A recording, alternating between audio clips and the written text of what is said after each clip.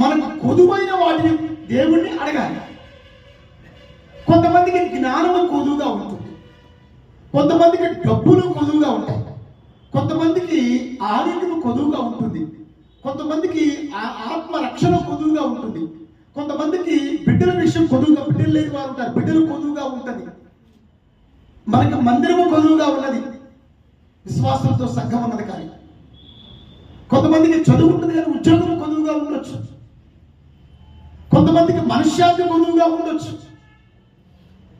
ఈ రోజున దేవుడు ఏమంటున్నాడంటే, నీకు ఏదైతే కొదువుగా ఉన్నదో అది నన్ను అడుగు. దేవుని స్తోత్రం. ఏం చేయాలి? మనం కొదువుగా ఉన్న వాటిని అడగాలి. అందువలన ఫస్ట్ ఆఫ్ ఆల్ ఏంటంటే, ప్రభు దగ్గరికి వెళ్ళే ముందు మనం ఏం చేయాలి? మనకు ఏది కొదువుగా ఉన్నదో మనం దాన్ని గ్రహించాలి. చాలాసార్లు మనకి ఏమి కొదువైందో మనకు అర్థం